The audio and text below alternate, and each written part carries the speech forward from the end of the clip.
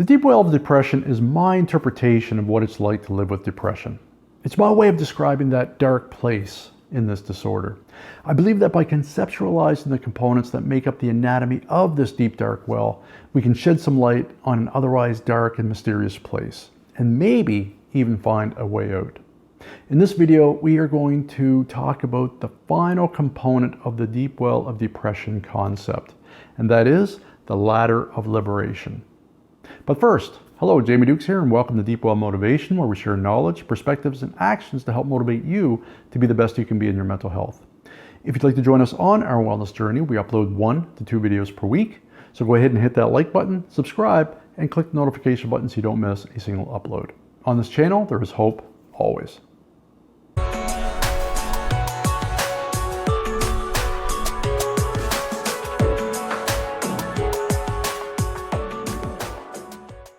So yes, this is the final video of the Deep Well of Depression Anatomy series. And the final component we're going to talk about is the ladder. Now, if you look really closely, you're going to notice two very important characteristics with respect to this figurative ladder of liberation. Firstly, the ladder is out of reach for the person who is treading the deep dark water of despair. Okay? There is no way that the person who's treading water, even if they find that window of opportunity to react, there's no way they could build enough momentum to somehow swim up or jump up to grab on to the lowest rung on the ladder. So let's look at why this ladder is out of reach. So firstly, the reason why the ladder is out of reach is to symbolize that we need support. Okay, when you're struggling in this disorder, we need help, we need support. We can't figure it out. And I used to tell myself that all the time. Before I called my doctor, before I started opening up to the closest people in my life about my disorder, I used to tell myself all the time, I'll figure it out, I'm going to figure it out. And in my experience, that was never going to happen. So to begin the healing process with respect to this disorder, you have to rely, you have to depend on your supporters. You have to depend on your support mechanisms to help you get the momentum going. So the idea here is that the supporters on top of the well who are holding on to the rope of support that goes all the way down to the bottom of the well and floats on the deep dark water of despair, certainly well within reach of the person who is treading water, their job is to pull us up to that first rung on the ladder of liberation. What's required for the person who is treading water is that they have to let go of the weeds of damaging beliefs. They have to let go of any tainted belief systems that serve to anchor them in this deep dark water of despair and make them vulnerable to the merciless attacks of the piranha of depression. So for the person who's treading water, they have to somehow shock their belief system so that they can let go, find that window of opportunity to let go of the weeds of damaging beliefs, grip onto the rope, and have our supporters, the support mechanisms that are available to us, pull us up to this figurative first rung on the ladder of liberation. And that speaks to the importance of our supporters and the role that they play in our healing journey, okay? They're there to provide support to us, okay? They're there in the figurative context to help pull us up to the first rung on the ladder of liberation. If you think about it, if you use your imagination to think about what that would look like, so, the person treading the deep dark water of despair, they have to find the strength to let go of the weeds of damaging beliefs, grip onto the rope. Our supporter is going to pull us up to that first rung on the ladder. And what does that look like? Well, that person is going to be dangling, it's going to be hanging there, holding on, gripping that rung with all of their strength to prevent themselves from falling back down into the deep dark water of despair. So they're in a very vulnerable place in their healing process, very vulnerable. But our supporters are there and will be there throughout our healing process to provide the mechanisms of support to do what they could do in hopes that we will be successful in overcoming our depressive symptoms and healing from our disorder. So in the figurative context, you'll see here in the diagram that the rope is actually dangling next to the ladder. And that serves to symbolize that if by some, at some point in our healing process, if we feel that we don't have the strength and we may feel like we need to let go or we're losing grip of this figurative ladder, Well, the rope is there as a safety net to kind of something that we can just kind of grab onto for some extra leverage so that we don't backslide into our disorder, so we don't plunge back down into the deep dark water of despair, into the hungry jaws of the piranha of depression, so to speak. So they're there to provide support every step along the way. So now if we think about the second characteristic of the ladder of liberation, it's got 7 steps. So if you think about the process, the healing process, to kickstart the healing process for the person who is trading deep dark water of despair, what's going to happen? Well, again, they find the strength, the window of opportunity to act. They let go of the weeds of damaging beliefs. They grab on to the rope of support. Our supporters pull us up to the first rung on the ladder of liberation.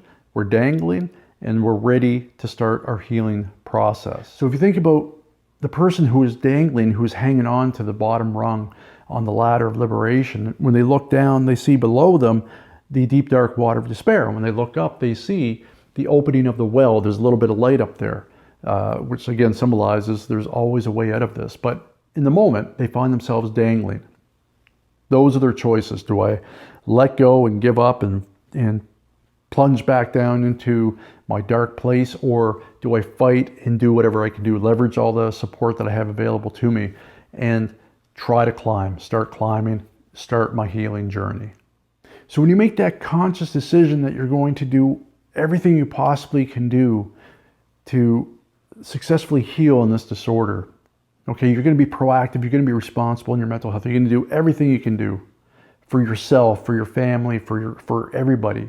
So for the person who is hanging on to the first rung on this ladder, when they make the resolve to want to be better, want to heal in this disorder, they have to start taking action. So for the person who is hanging from the first rung of the ladder of liberation, they're holding on to the first rung, they're supporting their body weight. So you know it's a difficult place to be, and you're very vulnerable in that state, but they're at a crossroads. They're at a crossroads in their healing. And this is where they have to be proactive and responsible. If they want to heal, then they have to start taking action. They have to start climbing that ladder in order to make their way towards the top of that well. Or the other option is to give up, plunge back down into the deep dark water of despair, which is a very dangerous place to be. So when I'm talking about actions, I'm talking about the actual action steps that you need to take to heal in this disorder. In the figurative context, in order to successfully climb up and out of this deep well of depression. Now, when I talk about these particular steps, these are steps that I took. So this is based on my own personal experience.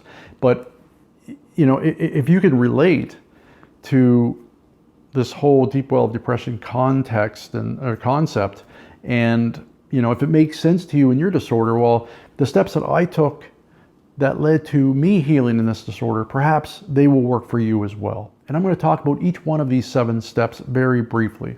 So let's start with step 1. So step 1 is to defibrillate your depression, which means in the figurative context, when you're treading water in the deep dark water of despair and you're holding on to the weeds of damage and beliefs, well, you need to shock your tainted belief system. You need to shock your belief system so that you just find that window of opportunity where you just wake up, you lift your head out of the water, and you just let go of the weeds, and instead you reach over for the rope so that your supporters can pull you up to the ladder.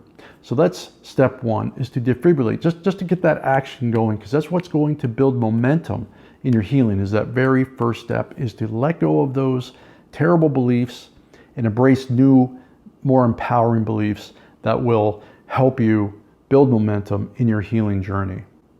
Step 2, get help. Very simple. Simple to say, difficult to do, particularly in my experience, but it's critical. So step 2 is to get help. Call your doctor. Just make sure you get help from somebody. Step 3 is forgive yourself. Somehow you got to learn to let go of things that are causing you regret, things that are causing you to feel worthless, or things that are causing you to feel hopeless about a certain situation. And the guilt is a primary symptom of depression. So if you can learn to forgive yourself, accept yourself, and love yourself, and unweave this particular symptom of guilt, that can create tremendous momentum in your healing. Step 4 is create a goal to look forward to. You see, this is really important because when you are struggling with depressive symptoms, sometimes you're just locked in your past. Maybe you just can't seem to let go of something that maybe has happened to you in the past. And maybe that's a trigger to your depressive episode. But when we create a goal to look forward to, it means that we proactively shift our focus from the past to the future. So we create a goal. It's something that we can work towards achieving. So, because you can't look at two different directions at the same time. Okay? If you're looking forward, if you're looking straight ahead at a goal that you would like to accomplish, well, while you're looking this way, there's no way you can look behind you at the same time. But sometimes in our disorder, we are constantly looking behind us. We just can't seem to let go of the past, of whatever it is that is affecting us. But when you create a goal, something that you're passionate about, that you want to strive to achieve, then you shift your focus from behind you to forward. And that can create tremendous leverage. The fifth step on the ladder of liberation is exercise. So you see, this is where we can be proactive, and we can leverage exercise to take advantage of the positive physiological and psychological benefits that can really create tremendous momentum in our healing. Step 6 is embrace your positives. And what this requires you to do is that you need to take time and reflect on and take stock of the wonderful things in your life, the things that bring your life value and meaning. This is literally making a list of everything that you can think of that makes you happy, that gives your life value. And that could be family, could be friends, could be your career, could be your health, your athletic ability, your intelligence, whatever. But you need to make a complete inventory of all the things that you are truly grateful for. And these are the things, this list is something that you need to keep in the forefront of your mind as you continue to heal in this disorder, because that's what's going to give you the necessary momentum to keep climbing out of this deep well of depression. Step 7 is the final step on this figurative ladder of liberation, and it is the single most important and most powerful action step that you can take to overcome your depressive symptoms. And that is to give back and make a difference, to be a difference maker in the lives of something or someone else.